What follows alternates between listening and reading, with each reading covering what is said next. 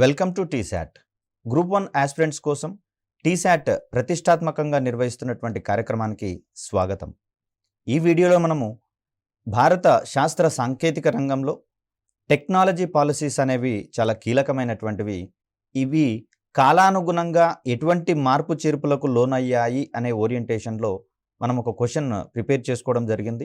సిలబస్లో కూడా దీన్ని ప్రధానంగా ప్రస్తావించడం జరిగింది కాబట్టి ఈ సమాధానాన్ని ఎలా రాయాలి అనే ఓరియంటేషన్లో మనం ఈ వీడియోని చూసే ప్రయత్నం చేద్దాం.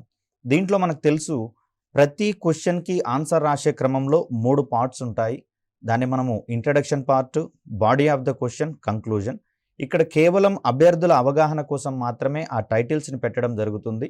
క్యాండిడేట్స్ ఎవరు కూడా మెయిన్ ఎగ్జామ్లో టైటిల్స్ పెట్టకూడదు అనేటటువంటిది గుర్తుంచుకోవాలి. ఎందుకంటే టైం సరిపోదు కాబట్టి హెడ్లైన్స్ అనేవి, టైటిల్స్ అనేవి అక్కడ మనం ఒమిట్ చేస్తే టైంని సేవ్ చేసుకొని తద్వారా మరింత ఇన్ఫర్మేషన్ని పొందుపరిచేందుకు అవకాశం ఉంటుంది కాబట్టి అభ్యర్థులు గమనించగలని ప్రార్థన.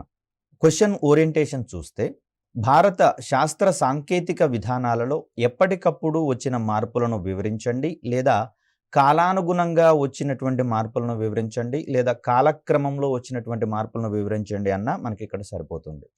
ప్రధానంగా చూస్తే మనకి ఇక్కడ మొదట వచ్చినటువంటి పాలసీ 1958 పాలసీ అనేది మనందరికీ తెలిసిందే. ఇది శాస్త్రీయ విధానంగా చెప్తాం, మనం సైన్స్ పాలసీ అంటాం. అదేవిధంగా 1983 పాలసీ కూడా మనకు శాస్త్రీయ విధాన తీర్మానంగానే తీసుకోవడం జరిగింది. సైన్స్ పాలసీ రిజల్యూషన్ అనేటటువంటి టర్మ్తో మనం ఇక్కడ దీన్ని చూస్తాము. అంటే మొదట వచ్చినవి రెండు కూడా శాస్త్రీయ విధాన తీర్మానాలు, శాస్త్రీయ విధానాలు అంటే సైన్స్ రిలేటెడ్ పాలసీస్గా వీటిని మనం చూస్తాం. తర్వాత వచ్చినటువంటి 1993 కావచ్చు, 2003 కావచ్చు, ఇవి రెండు కూడా మనకు టెక్నాలజీ పాలసీస్గా మనకి ఇక్కడ కనిపిస్తాయి. మనకు డిఫరెన్స్ తెలుసు, ఆల్రెడీ చెప్పుకున్నాం మనము. సైన్స్ ఆధారంగా ఏవైతే ఆవిష్కరణలు వస్తాయో, పద్ధతులు కావచ్చు, ప్రక్రియలు కావచ్చు, అదేవిధంగా ఉపకరణాలు కావచ్చు, వీటన్నిటికీ సంబంధించినటువంటి ఆవిష్కరణలు ఏవైతే ఉంటాయో వాటిని మనం టెక్నాలజీగా చెప్పుకుంటాం. కాబట్టి 93, 2003 ప్రధానంగా మనకు టెక్నాలజీ పాలసీస్గా చెప్పుకుంటాం. 2013 పాలసీ మరొక అడుగు ముందుకు వేసి దీన్ని మనము సైన్స్ అండ్ టెక్నాలజీ ఇన్నోవేషన్ పాలసీగా మనం ఇక్కడ చెప్తాము. నూతన ముసాయిదా కూడా వచ్చినటువంటి పరిస్థితులలో ఇక్కడ ఇది ఒక అడుగు ముందుకు వేసి నవకల్పనల మీద, ఇన్నోవేషన్స్ మీద ప్రధానంగా దృష్టి పెట్టడం జరిగింది. ఈ క్రమంలోనే దేశవ్యాప్తంగా సైతము, అదేవిధంగా పలు రాష్ట్రాల పరిధిలో ఇంక్యుబేషన్ సెంటర్స్, దట్ మీన్స్ నవకల్పనలకు సంబంధించినటువంటి ఆవిష్కరణల కేంద్రాలను ఏర్పాటు చేయడం జరిగింది. వీటినే టీ హబ్ అనేటటువంటి పేరుతో మనకి ఇక్కడ తెలంగాణలో ఎస్టాబ్లిష్ చేయడం జరిగింది. ఇవన్నీ ఏంటంటే ఒక సాధారణ మనిషి యొక్క మెదడులో ఉండే ఒక ఆలోచనను అద్భుత స్థాయికి పారిశ్రామికంగా ఏ విధంగా డెవలప్ చేయవచ్చు అనేటటువంటి అంశాలన్నింటినీ ఇక్కడ ప్రత్యేకంగా ట్రైనింగ్ ఇప్పించి, అదేవిధంగా ఆ ఆవిష్కరణ అనేది పారిశ్రామికంగా ఉత్పాదక దశకు వెళ్ళడానికి పెట్టుబడి మార్గాలను సైతం ఇక్కడి నుంచే మనం తీసుకొని ఒక ఇండస్ట్రియలిస్ట్గా మనము ఆ కేంద్రాల నుంచి బయటకు వెళ్ళేటటువంటి పరిస్థితి మనకు అక్కడ కనిపిస్తూ ఉంది. సో ఈ ధోరణి మనకు 2013 పాలసీస్కి సంబంధించినటువంటి అంశాల సమాహారంగా మనం ఇక్కడ చూడాల్సి వస్తుంది. సో ఇక్కడ చూస్తే లక్ష్యాలలో కావచ్చు, దానిని రూపొందించేటటువంటి విధానాలలో కావచ్చు, ఏ విధమైనటువంటి మార్పులు ఇక్కడ ప్రధానంగా కనిపిస్తున్నాయి అనేటటువంటి అంశాలను ఇక్కడ మనం ప్రముఖంగా ప్రస్తావించుకోవాల్సి వస్తుంది. రైట్, ఇంట్రడక్షన్కి సంబంధించి చూద్దాం. ముందే చెప్పాము, ఈ ఇంట్రడక్షన్ కేవలం మీకు క్వశ్చన్ ఫ్రేమింగ్ని అర్థం చేసుకోవడానికి ఇచ్చినటువంటి సూచనలు మాత్రమే. వీటిని మనం మెయిన్ ఎగ్జామ్లో పెట్టడానికి వీలు లేదు. ఓకే, దేశ సమగ్ర అభివృద్ధిలో అంటే ఇక్కడ దేశం అనేది మనకు ఏ దేశంలోనైనా సరే అభివృద్ధి కావాలంటే 2 విషయాలు ప్రధాన పాత్ర పోషిస్తాయని చెప్పుకున్నాం. సహజ వనరులు, అదేవిధంగా మానవ వనరులు. వీటితో పాటు మరొక అంశము ఏంటి అంటే పెట్టుబడి అనేటటువంటిది కూడా ఇక్కడ క్రియాశీలంగా ఉంటుంది. అంటే ఈ రెండిటికి సంబంధించినటువంటి అంశాల ఆధారంగా డెవలప్మెంట్ రావాలంటే పెట్టుబడి అనేది ఉండాల్సిందే. వీటితో పాటుగా ఉండాల్సినటువంటి మరొక కీలక అంశంగా శాస్త్ర సాంకేతికత అనేది మనకి ఇక్కడ కనిపిస్తుంది. అంటే సహజ వనరులు, మానవ వనరులు ఉన్నంత మాత్రాన పెట్టుబడులు లేకపోయినా, దానికి అనుగుణమైనటువంటి శాస్త్ర సాంకేతికత లేకపోయినా కూడా మనకక్కడ అభివృద్ధి అనేది జరగదు. ఇక్కడ దేశ సమగ్ర అభివృద్ధి అంటే ఇది మనకు సామాజిక కోణం ఒకటి చూస్తాము. అదేవిధంగా ఆర్థిక కోణాన్ని కూడా మనం ఇక్కడ చూడాల్సి వస్తది. ఈ రెండింటిని ఇంక్లూడ్ చేయడం వల్ల మరింత స్పేస్ అనేది అవసరం అవుతుంది కాబట్టి, ఇక్కడ పదాలను పొదుపుగా వాడుకుంటూనే ఎక్కువ అర్థాన్ని ఇచ్చేలా మన యొక్క ప్రిపరేషన్ అనేది ఉండాల్సి ఉంటుంది. సో, సామాజిక, ఆర్థిక అనేటటువంటి అంశాలను మనం ఇంక్లూడ్ చేయకుండా సమగ్ర అభివృద్ధి అని చెప్పేసి అన్నాం. అంటే అన్ని రకాల డెవలప్‌మెంట్స్, ఆల్ రౌండ్ డెవలప్‌మెంట్స్ అనేటటువంటి అంశాలు కూడా ఇక్కడ మనం చెప్పవచ్చు.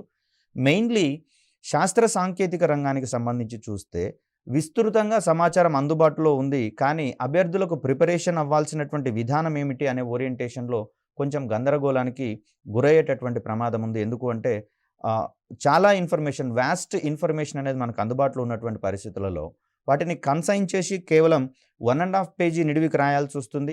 కొన్ని ప్రత్యేక సందర్భాలలో 5 మార్కులకు అడిగినటువంటి సమయంలో వాటిని ఒక 30 పేజీకే మనం పరిమితం చేయాల్సి వస్తుంది. కాబట్టి పదాలను ఎలాబరేటివ్‌గా రాయడం ఎలా అనేది తెలిసి ఉండాలి. అదేవిధంగా కన్సైన్ చేసి సంక్షిప్తంగా భావము చెడిపోకుండా రాయగలిగేటటువంటి ఓరియంటేషన్ కూడా తెలిసి ఉండాలి.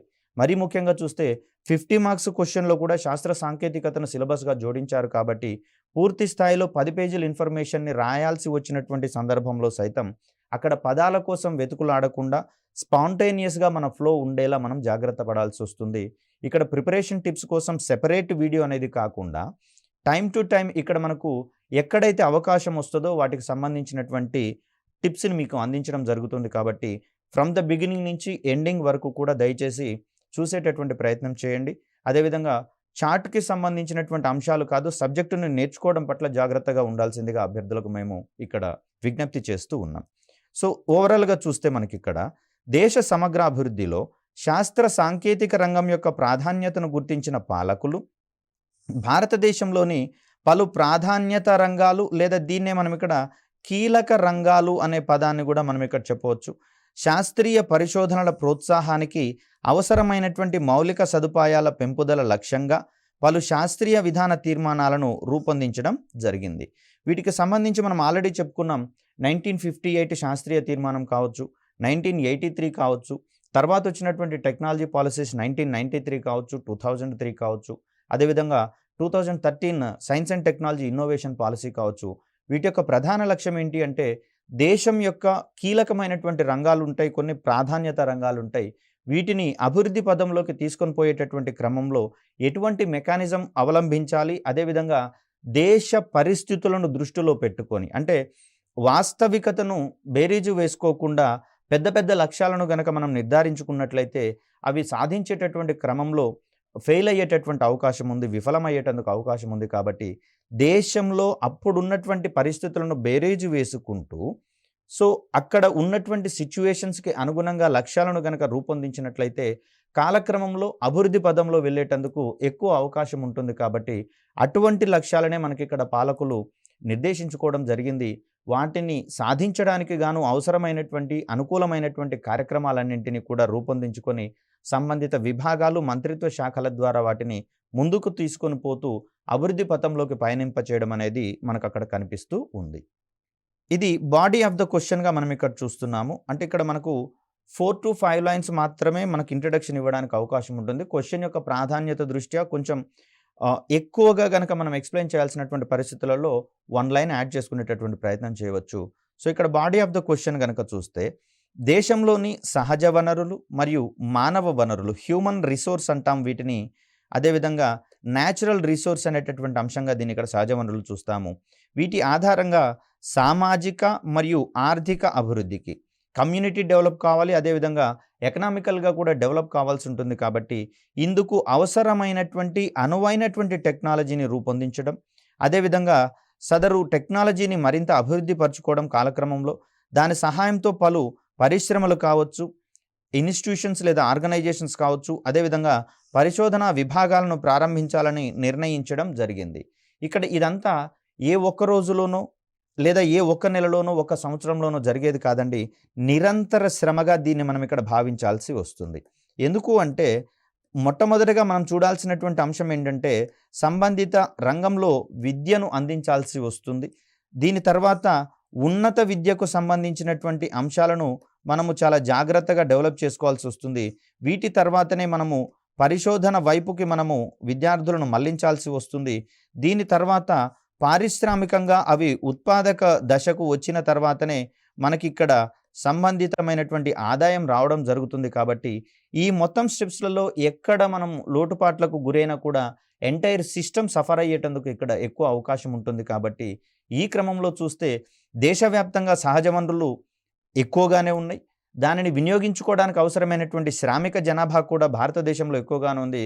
భారతదేశము జనాభా విషయంలో టాప్ కంట్రీస్ లిస్టులో ఉన్నట్లుగా మనకి ఇక్కడ గమనిస్తూ ఉన్నాం. కాబట్టి మరి ఆ ఓరియంటేషన్‌లో మానవ వనరులు కూడా మనకు ఎక్కువగానే ఉన్నాయి.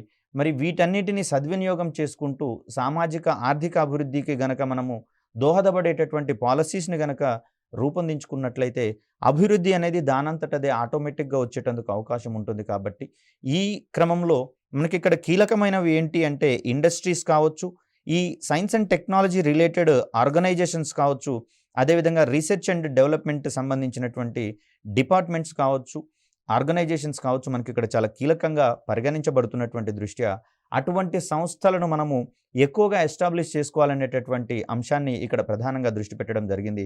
మనం స్పేస్‌కి సంబంధించి చూస్తే ప్రారంభంలో కేవలం వ్యక్తిగతమైనటువంటి ప్రయోగాలు మాత్రమే జరిగాయి. ఎప్పుడైతే ఇన్కోస్పార్ అదేవిధంగా ఇస్రో అనేటటువంటి సంస్థలు ఏర్పడ్డాయో వీటి ఆధ్వర్యంలో అంతరిక్ష కార్యక్రమాలనేవి స్పీడప్ కావడం జరిగింది భారతదేశంలో. మరి అలా చూస్తే మనకు ఒక్కొక్క ఏరియాకు సంబంధించి ఒక్కొక్క సంస్థ, అదేవిధంగా పరిశోధన విభాగానికి సంబంధించి ఎంత ప్రాధాన్యత ఉంటుందో దీనిని బట్టే మనం తెలుసుకోవచ్చు. సో వీటి ఆధ్వర్యంలోనే భారతదేశం ప్రస్తుతము విదేశాలకు సంబంధించినటువంటి ఉపగ్రహాలను సైతం భారత భూభాగం నుంచి విజయవంతంగా ప్రయోగించగలిగేటటువంటి శక్తి సామర్థ్యాలను సంపాదించుకుందంటే పాలకులకు ఉన్నటువంటి ముందు చూపే దీనికి ప్రధానమైనటువంటి కారణంగా మనం ఇక్కడ చెప్పవచ్చు. దానితో పాటుగా ఏళ్ల తరబడి వైఫల్యాలను లెక్క చేయకుండా మరింత ఉత్సాహంతో ముందుకు పోయేటటువంటి భారత శాస్త్రవేత్తల యొక్క ఘనతగా దీన్ని మనం ఇక్కడ చెప్పవచ్చు. ఆ క్రమంలో చూస్తే ఇక్కడ మొదటి నుంచి కూడా మనము విద్యా విధానాన్ని అందించడం దగ్గర నుంచి పరిశోధనావేత్తలను తయారు చేసేటటువంటి ఓరియంటేషన్ వరకు మనకు ఒక క్రమమైనటువంటి స్టెప్ బై స్టెప్ అప్రోచ్ అనేది మనకి ఇక్కడ కనిపిస్తూ ఉంది. సో ఇక్కడ చూస్తే పైన పేర్కొన్నటువంటి లక్ష్యాల సాధనకు 1958లో మొదటిసారిగా సైన్స్ విధాన తీర్మానాన్ని రూపొందించుకోవడం జరిగింది. సో దీన్ని మనము సైన్స్ పాలసీగా మాత్రమే చెప్తున్నాం. శాస్త్రీయ విజ్ఞానం అంటే జ్ఞానేంద్రియాల ద్వారా సముపార్జించుకున్నటువంటి జ్ఞానము లేదా అవగాహనకు సంబంధించినటువంటి అంశాలను మనము శాస్త్రీయ విజ్ఞానంగా చెప్తూ ఉంటాం. దీనిని నేర్చుకోవాలంటే మనం ప్రధానంగా ఏ పెద్ద పెద్ద పుస్తకాలను మనం పఠించాల్సినటువంటి అవసరం లేదు. మన పరిసరాలలో ఉండేటటువంటి అంశాలను మనకున్నటువంటి ఈ 5 జ్ఞానేంద్రియాల ద్వారా పరిశీలించడం ద్వారా మనకు కలిగినటువంటి అవగాహనే మనకి ఇక్కడ శాస్త్రీయ విజ్ఞానంగా ఉంటుంది. కాకపోతే అది సరైనటువంటి అప్రోచ్‌లో ఉంచడం కోసం కొంత విద్యా విధానం అనేది అవసరము. దాన్ని మనం పాఠశాలల్లో ప్రవేశపెడితేనే సంబంధిత శాస్త్రీయ రంగం డెవలప్ అవుతుందని 1958 నుంచే పాలకులు గుర్తించి అందుకు అనుగుణమైనటువంటి చర్యలన్నింటినీ కూడా పాఠశాల స్థాయిల నుండే తీసుకోవడం జరిగింది. ఈ రకమైన విధానాలను రూపొందించుటకు, అదేవిధంగా అమలు చేయుటకు Department of Science and Technology 1971లో ఏర్పాటు కావడం జరిగింది. మనకు పాలసీని డిజైన్ చేసుకున్నటువంటి సమయం 1958 కాగా చూడండి ఇక్కడ 1971 వరకు ఒక పర్టిక్యులర్ డిపార్ట్మెంట్ అనేది అవసరమనే విషయాన్ని గుర్తించి ఈ పాలసీస్‌ని రూపొందించుకునేటటువంటి ప్రాథమిక లక్ష్యంతో department of Science and technology, దీన్నే సింపుల్‌గా మనము DST అని రాస్తాం. ఇంకొక విషయం ఏంటంటే ఇక్కడ సంక్షిప్తంగా పదాలను రాసేటటువంటి క్రమంలో మొదట ఒకసారి దాన్ని క్లియర్ కట్‌గా ఇంట్రడ్యూస్ చేసిన తర్వాత దాని యొక్క సంక్షిప్త రూపాలను తర్వాత మనకు వాడుకునేటటువంటి వీలుంటుంది. ఇక్కడ ఎగ్జామినర్ పాయింట్ ఆఫ్ వ్యూలో చూస్తే DST అంటే ఏంటి అని తను వెతుక్కోవాల్సినటువంటి అవసరం లేకుండా మనం కొంత ఇన్ఫర్మేషన్‌ని ముందుగానే ఇస్తే బెటర్ రిజల్ట్స్ అనేవి మనకొస్తాయి. సరే ఇక్కడ DST అనేది అందరికీ తెలుసు. ఒకవేళ దీన్ని మనము HTPB అనేటటువంటి టర్మ్ ఒకటుంది మనకు స్పేస్ టెక్నాలజీలో వస్తుంది. అంటే PSLV కావచ్చు, GSLVకి కావచ్చు, వాటి యొక్క మొదటి దశలో వాడేటటువంటి ఇంధనంగా మనకి ఇక్కడ HTPB అనేది కనిపిస్తుంది. దీన్ని మొట్టమొదటగా గనక రాసినట్లయితే మనకి ఇక్కడ ఇబ్బంది పడేటటువంటి అవకాశం ఉంటుంది. కాబట్టి మొదట దీనిని ఇంట్రడ్యూస్ చేసిన తర్వాత హైడ్రాక్సిల్ టర్మినేటెడ్ పాలీబ్యూటడైన్ అనేది దీని యొక్క అబ్రివేషన్‌గా చూస్తాం. సో ఇది ఒకసారి రాసిన తర్వాత రిపిటేటివ్ టైమ్స్ గనక వస్తూ ఉంటప్పుడు సంక్షిప్తమైనటువంటి పదాలను రాసేందుకు ఎక్కువ అవకాశం ఉంటే పర్వాలేదు అనేటటువంటి అంశాన్ని ఇక్కడ మనం గుర్తుంచుకోవాలి. సో ఇక్కడ పాలసీస్‌ని రూపొందించడం మాత్రమే కాదు, వాటిని అమలు చేసేటటువంటి దృష్ట్యా ఎటువంటి కార్యక్రమాలను అంటే ప్రజలకు అవగాహన కల్పించాలి. అదేవిధంగా సామాజికంగా చైతన్య కార్యక్రమాలను కూడా రూపొందించేటటువంటి క్రమంలో అందుకు అవసరమైనటువంటి కార్యక్రమాలన్నింటినీ చేపట్టడం కోసం ఏర్పాటైందే Department of Science and Technology. దీన్ని మనం 1971లో ఎస్టాబ్లిష్ చేసుకున్నట్లుగా మనకిక్కడ కనిపిస్తూ ఉంది. 1958 తీర్మానంలో ప్రధానంగా ప్రజలలో శాస్త్రీయ విజ్ఞానం పట్ల ఆసక్తిని పెంచుటకు తగిన విద్యా విధానాన్ని రూపొందించి పలు చైతన్య కార్యక్రమాలను సైతం ప్రారంభించడం జరిగింది. అప్పుడున్నటువంటి సమాజాలలో ప్రధానంగా మూఢనమ్మకాలు అధికంగా ఉండడం జరిగింది. ఏదైనా రోగం వచ్చినట్లయితే అక్కడ ఉన్నటువంటి గ్రామ దేవతలు కానీ వారి యొక్క ఇంటి దేవతలు కానీ ఆగ్రహించినట్లుగా ప్రజలు భావించేవారు. సో సంబంధిత వైద్య విభాగాలను వారు యూజ్ చేసుకోకపోవడం వల్ల వ్యాధులు ముదిరి ఎక్కువ మరణాలు అనేటటువంటివి సంభవించేటటువంటి అంశాలు ఎక్కువగా ఉండేవి. మరి ఈ కోణంలో చూస్తే వ్యాధులు రావడానికి ప్రధానంగా వ్యాధి కారకాలు అనేటటువంటివి ఎక్కువగా పనిచేస్తూ ఉంటాయి. అదేవిధంగా ఫుడ్ ఆహార కాలుష్యం వల్ల కావచ్చు, లేదా నీటి కాలుష్యం వల్ల కావచ్చు, గాలి కాలుష్యం వల్ల కావచ్చు వచ్చేటటువంటి వ్యాధులు అనేకం ఉంటున్నాయి. కాబట్టి వ్యాధికి సంబంధించినటువంటి మూలాలను కనుక్కోవాలంటే వైద్య రంగం మీదనే ఆధారపడాలి తప్పిస్తే మనకున్నటువంటి మూఢనమ్మకాలనో ఇతర నమ్మకాలనో కాదు. ఒకవేళ మూఢనమ్మకాలనే నమ్మినట్లయితే ప్రాణాలను సైతం కోల్పోవాల్సి వస్తుంది. కాబట్టి ఇక్కడ ప్రధానంగా ప్రజల యొక్క ఆలోచన సరళిని మార్చేటటువంటి ఉద్దేశం మనకి ఇక్కడ కనిపిస్తూ ఉంది. వారిలో శాస్త్రీయ విజ్ఞానం పట్ల ఆసక్తిని కనుక పెంపొందింప చేసినట్లయితే ప్రజలలో శాస్త్రీయ వైఖరులు అలవడతాయి. అదేవిధంగా శాస్త్రీయ దృక్పథం అనేది అలవడుతుంది. అంటే ఏదైనా ఒక ఇన్సిడెంట్ వచ్చినట్లయితే వాడుకలో ఉన్నటువంటి లేదా వ్యాప్తిలో ఉన్నటువంటి మూఢ ఆచారాలను నమ్మకుండా వాటికి సరైనటువంటి హేతువును గుర్తించేటటువంటి పరిణామ క్రమం అనేది అక్కడ మనకు కనిపిస్తూ ఉంది, శాస్త్రీయ విద్యను అందించినప్పుడు మాత్రమే. వీటితో పాటుగా చైతన్య కార్యక్రమాలను సైతం ప్రారంభించి ప్రజలకు అవగాహన కల్పించడం ఇక్కడ జరిగింది. అదేవిధంగా చూస్తే విజ్ఞాన పారిశ్రామిక రంగాల్లో అవసరమైనటువంటి ప్రాథమిక పరిశోధనలు, వీటిని మనము బేసిక్ రీసెర్చ్ అంటాము. ఇక్కడ మనకు రీసెర్చ్ అనేది రెండు రకాలుగా ఉంటుందండి. బేసిక్ రీసెర్చ్ మరియు ఒకటి అడ్వాన్స్డ్ రీసెర్చ్గా మనం ఇక్కడ చెప్తాం. అంటే ఏదైనా ఒక అంశాన్ని సాకారం చేసేటటువంటి క్రమంలో ఉన్నటువంటి ప్రాథమికమైనటువంటి ఇబ్బందులను తొలగించుకోవడం కోసం చేసేటటువంటి మొత్తంగా బేసిక్ రీసెర్చ్ అనేటటువంటి అంశంగా చూస్తాం. ఫర్ ఎగ్జాంపుల్ నానో టెక్నాలజీకి సంబంధించి చూస్తే ఇది మనకు అవసరం లేదు, అంటే సబ్ పాయింట్స్ మీరు రాయాల్సిన అవసరం లేదు. కాకపోతే అర్థం చేసుకోవడం కోసం, అర్థం కావడం కోసం వీటిని ఎక్కువగా ఎక్స్ప్లెయిన్ చేయడం జరుగుతుంది. నానో టెక్నాలజీ విషయానికి చూస్తే పరమాణువులు వాటి యొక్క సూక్ష్మ స్థాయిల వద్దకు కుదించినట్లయితే వాటి యొక్క భౌతిక రసాయనిక ధర్మాలు అనేవి అమాంతం మారిపోతున్నట్లుగా మనం గమనించాము. మరి ఈ క్రమంలో అవి మారుతున్నటువంటి లక్షణాలు మానవాళికి ఉపయోగపడతాయా, హాని చేస్తాయా అనేటటువంటి ఉద్దేశంలో చేసేటటువంటివి మనకి ఇక్కడ ప్రాథమిక పరిశోధనలుగా చెప్తాం, లేదా వీటిని మౌలిక పరిశోధనలు అని కూడా అనవచ్చు. ఇక్కడ ఈ పరిశోధనలు అయిపోయిన తర్వాత మనకి ఏ విధమైనటువంటి పరమాణువులు సూక్ష్మ స్థాయిల వద్ద సైతం ఉపయోగపడతాయో గుర్తించిన తర్వాత వాటిని ఆధారంగా చేసుకొని పలు ఆవిష్కరణలు లేకపోతే ఉత్పత్తులను గనక సాధించగలిగితే దాన్ని మనము అడ్వాన్స్డ్ రీసెర్చ్ అనేటటువంటి అంశంగా మనం ఇక్కడ చెప్తాం. మరి తొలినాళ్ళలో మనం చేపట్టాలని నిర్ణయించుకున్నవి ప్రాథమిక పరిశోధనలు మాత్రమే. ఎక్కడైతే ప్రాథమిక పరిశోధనలు సక్సెస్ఫుల్గా చేస్తామో అడ్వాన్స్డ్ రీసెర్చ్ చేయడానికి మరింత ఎంకరేజ్గా సంబంధిత విభాగాలు అనేవి మరింత ఉత్సాహంగా ముందుకు వచ్చేటటువంటి పరిస్థితి ఉంది. అంటే ప్రాథమిక సమాచారాన్ని సమీకరించుకున్న తర్వాతనే వాటికి సంబంధించినటువంటి పూర్తి పరిశోధనల మీద మనం పట్టు బిగించేందుకు అవకాశం ఎక్కువగా ఉంటుంది. అదేవిధంగా చూస్తే ఈ తీర్మానంలో ప్రధానంగా వ్యవసాయము, పారిశ్రామిక రంగాల్లో శీఘ్రగతిన అభివృద్ధి సాధించి వీటి సహాయంతో నిరుద్యోగాన్ని తగ్గించేటటువంటి లక్ష్యంతో పలు కార్యక్రమాలు రూపొందించడం జరిగింది.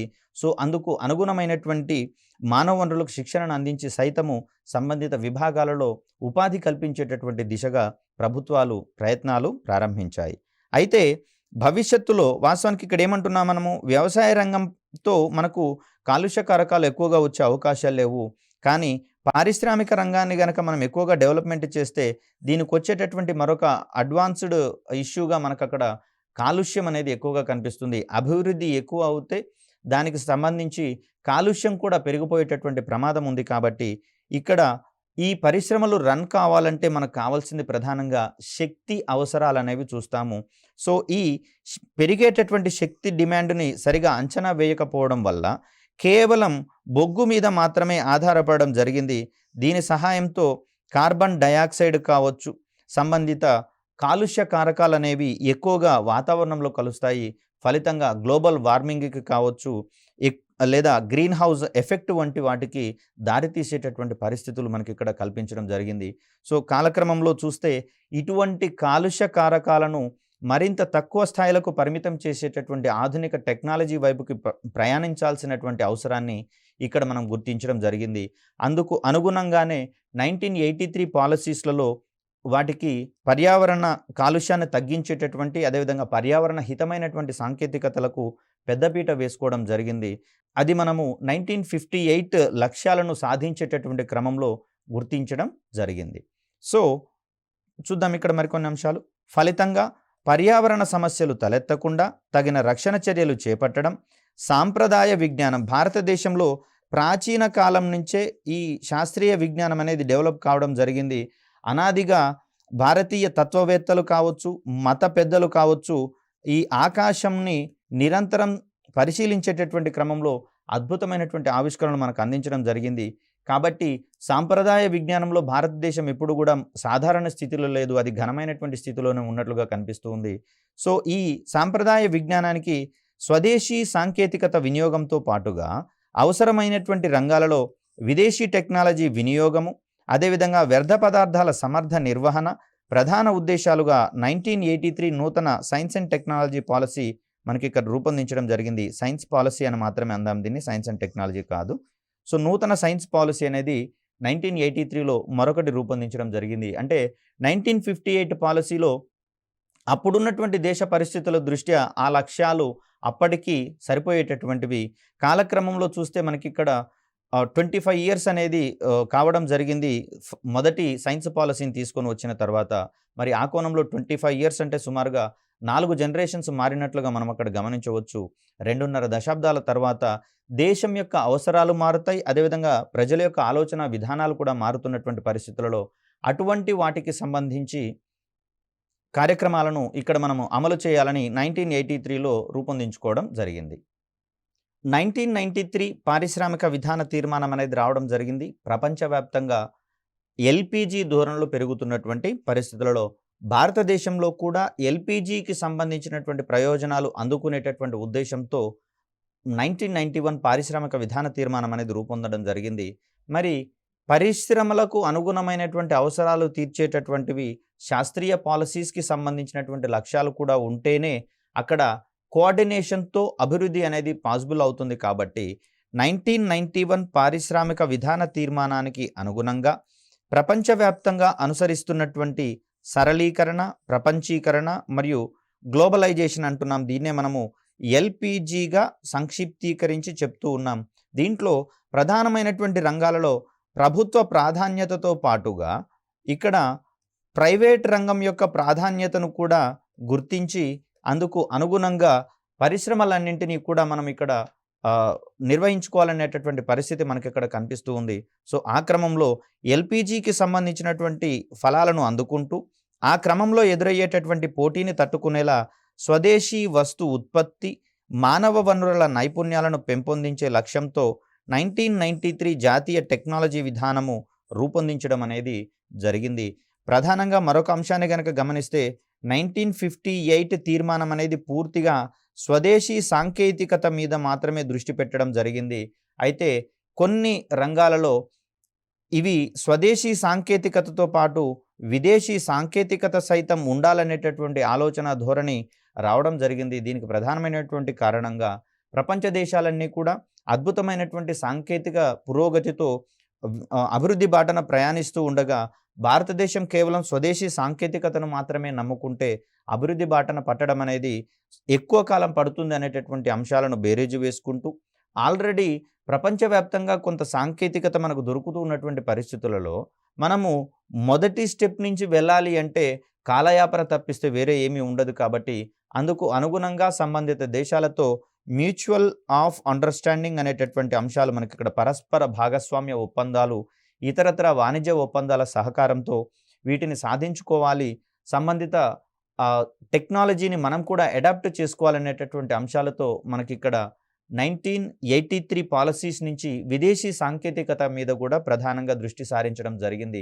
సో, ఈ ఓరియంటేషన్‌లో మనకు ఎల్‌పీజీకి సంబంధించినటువంటి అంశాల పట్ల 1983 పాలిసీస్ నుంచి మనకు కొంచెం కొంచెం ఆ ఒరవడి అనేది ప్రారంభమైంది. కానీ భారతదేశంలోకి వచ్చినటువంటి క్రమం మనం ఇక్కడ 1991 పారిశ్రామిక విధాన తీర్మానం అనుగుణంగా ఎల్‌పీజీకి బాటలు పరిచినట్లుగా మనకక్కడ కనిపిస్తూ ఉంటుంది. సో, విదేశాలన్నీ కూడా అమోఘమైనటువంటి సాంకేతిక పురోభివృద్ధి బాట పడుతూ ఉండగా, భారతదేశము ఇంకా పాత సాంప్రదాయ నైపుణ్యాల మీద, అదేవిధంగా స్వదేశీ పరిజ్ఞానం మీద మాత్రమే ఆధారపడితే, ఇటువంటి అభివృద్ధికి మరింత సమయం పట్టే అవకాశం ఉందని, మరి అంతసేపు భారతదేశం వేచి చూసేటటువంటి ధోరణి గనక ప్రదర్శిస్తూ ఉంటే, మిగిలిన ప్రపంచ దేశాల అభివృద్ధి జాబితాలో వెనుకబడేటటువంటి ప్రమాదం ఉంటుంది కాబట్టి, అలాంటి సందర్భంలో ప్రజలకు సాంఘిక సంక్షేమ అభివృద్ధి ప్రయోజనాలను అందించడం అనేది మరింత కాలయాపనకు గురయ్యేటటువంటి అవకాశం ఉంటుంది కాబట్టి, మరి వెంటనే అభివృద్ధి ఫలాలను ప్రజలకు గనక అందజేయాలి అంటే స్వదేశీ సాంకేతికతతో పాటుగా విదేశీ సాంకేతికత సైతం మనకు అవసరమవుతుంది. దానితో పాటుగా మనకున్నటువంటి సాంప్రదాయ వనరులను అంతర్జాతీయ పోటీకి తట్టుకునేటటువంటి స్థాయికి తీసుకొని పోయేటటువంటి ఉద్దేశం కూడా మనకిక్కడ 1993 సాంకేతిక విధాన తీర్మానంలో మనకిక్కడ పొందుపరిచి, అందుకు అవసరమైనటువంటి లక్ష్యాలను సైతం అక్కడ పొందుపరుచుకోవడం జరిగింది. 1983 విధాన తీర్మానం ఏం చేస్తున్నాం మనము?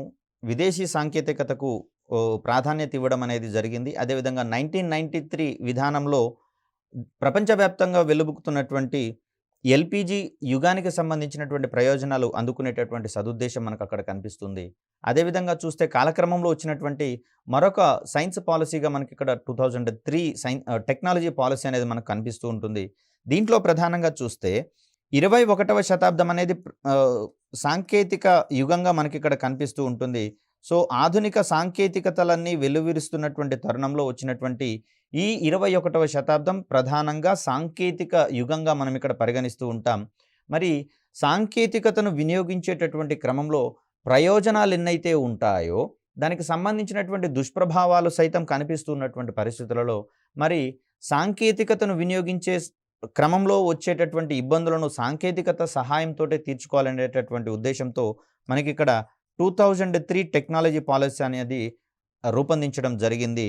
ఇక్కడ చూస్తే 21వ శతాబ్దంలో ఎదురయ్యే సవాళ్లకు పరిష్కారం చూపించేలా, సామాజిక మరియు దేశ అవసరాలను తీర్చగలిగేలా సాంకేతికతను అభివృద్ధి పరచుటకు జాతీయ సైన్స్ విధానము 2003 అనేది తయారు చేయడం అనేది జరిగింది.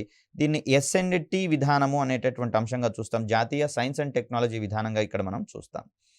దీంట్లో దేశంలోని యువతను శాస్త్ర సాంకేతిక రంగాల వైపు ఆకర్షించి వారికి నాణ్యమైనటువంటి ఉపాధి కల్పన లక్ష్యంగా ఈ విధానం రూపొందించడం జరిగింది. ఇక్కడ మనకు బ్రెయిన్ డ్రైన్‌కి సంబంధించినటువంటి అంశాలు ఎదురు కావడం జరిగిందని గతంలో చెప్పుకుంటూ ఉన్నాం. సో, దీంట్లో ఏంటంటే ప్రతి పౌరుడికి విద్యను అందించేటటువంటి క్రమంలో ప్రభుత్వాలు కూడా కొన్ని లక్షల రూపాయలను ఖర్చు పెట్టడం జరుగుతుంది వారికి మౌలిక వసతులు కల్పించేటటువంటి క్రమంలో. మరి అలా ప్రభుత్వ సహాయంతో ఉన్నత విద్యను అభ్యసించినటువంటి యువత విదేశాలకు ప్రయాణమై అక్కడ ఉపాధి మార్గాల ఆధారంగా ఆ దేశాల అభివృద్ధికి తోడ్పడేటటువంటి క్రమాన్ని మనం ఇక్కడ బ్రెయిన్ డ్రైన్‌కి సంబంధించినటువంటి అంశంగా చూస్తాం. అలా కాకుండా ఈ మధ్య కాలంలో వచ్చినటువంటి ప్రభుత్వాలు బ్రెయిన్ గెయిన్ వైపుగా దృష్టి సారించడం జరిగింది. అంటే అవసరమైనటువంటి సందర్భాలలో స్వదేశీ యువత మొత్తాన్ని కూడా విదేశాల నుంచి స్వదేశానికి రప్పించి ఇక్కడ ఉపాధిని కల్పించేటటువంటి పరిస్థితులు ఇక్కడ కల్పించబడతాయి. వారికి నాణ్యమైనటువంటి ఉపాధి మరియు గౌరవమైనటువంటి వేతనాలు గనక అందించినట్లయితే యువత ఎల్లప్పుడూ స్వదేశీ అభివృద్ధికి పాటుపడతారు కాబట్టి అందుకు అనుగుణమైనటువంటి లక్ష్యాలను ఇక్కడ జాతీయ సైన్స్ అండ్ టెక్నాలజీ పాలసీ 2003లో పొందుపరచడం జరిగింది.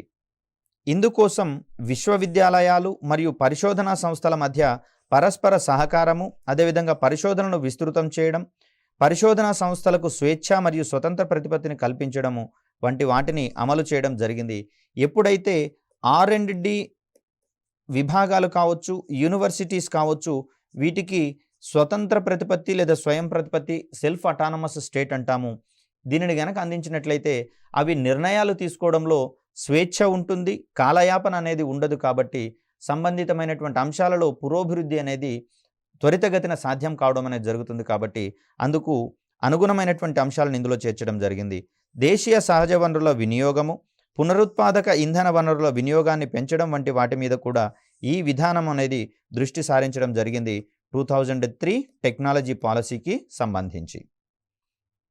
మరికొన్ని అంశాలను చూస్తే మేధో వలసల నివారణ, మేధో సంపత్తి హక్కుల రంగాన్ని పరిపుష్టం చేయడం, పరిశోధన మరియు అభివృద్ధి కార్యక్రమాలు, అదేవిధంగా నవకల్పనలు అంటే ఇన్నోవేషన్స్గా చెప్పుకున్నాం.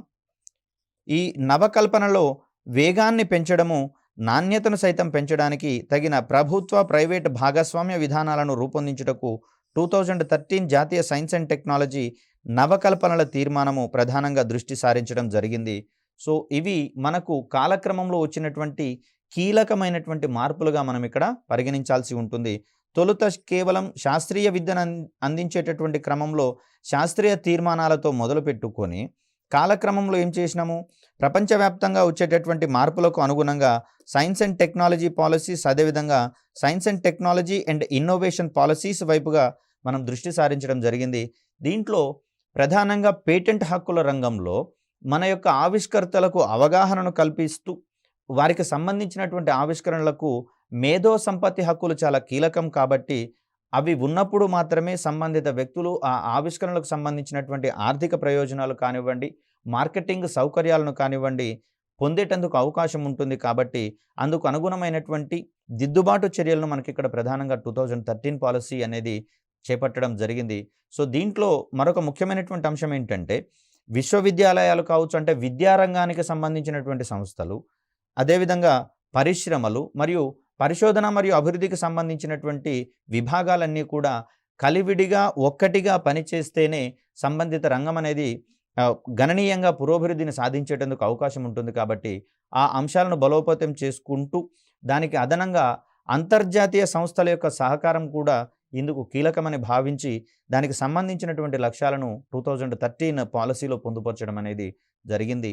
ఆ క్రమంలోనే ఇటీవల కాలంలో చూస్తే అనేకమైనటువంటి ఇంక్యుబేషన్ సెంటర్స్ ద్వారా, అదేవిధంగా టీ హబ్ వంటి ప్రత్యేకమైనటువంటి టెక్నాలజీస్ ద్వారా ఈ రకమైనటువంటి ఒరవడి అనేది మనకు ఎక్కువ కావడం అనేది జరిగింది. సో ఆ క్రమంలో మనము 2020 నాటికి సాంకేతికతలో అగ్రగామి దేశాల జాబితాలో భారతదేశాన్ని కూడా టాప్ 5 కంట్రీస్ లిస్టులో చేర్చాలనేటటువంటి సదుద్దేశంతో 2013 పాలసీని మనం రూపొందించుకోవడం జరిగింది. అదేవిధంగా 2011 నుంచి 2020 మధ్యకాలంలో ఉన్నటువంటి దశాబ్దాన్ని సాంకేతిక యుగంగా పరిగణించాలనేటటువంటి అంశాన్ని కూడా ఇది ప్రధానంగా దృష్టి సారించడం జరిగింది. ఎందుకంటే సాంకేతిక పురోభివృద్ధి ప్రధానంగా ఇక్కడ మనము జీవిస్తూ ఉన్నటువంటి పరిస్థితులలో లేచింది మొదలు నిద్రపోయేటటువంటి వరకు కూడా మనము సాంకేతిక సంబంధించినటువంటి ఉపకరణాలతో ఎక్కువగా వినియోగించుకుంటున్నటువంటి పరిస్థితులు ఉన్నాయి. కాబట్టి ఈ రకమైనటువంటి ధోరణను పరిపూర్ణంగా వినియోగించుకునేటటువంటి దిశగా 2013 అనేది ప్రయాణించడం జరుగుతూ ఉంది. మరొక చక్కటి వీడియోతో మీ ముందుకు వచ్చేటటువంటి ప్రయత్నం చేస్తాను. అప్పటి వరకు సెలవు. ధన్యవాదాలు.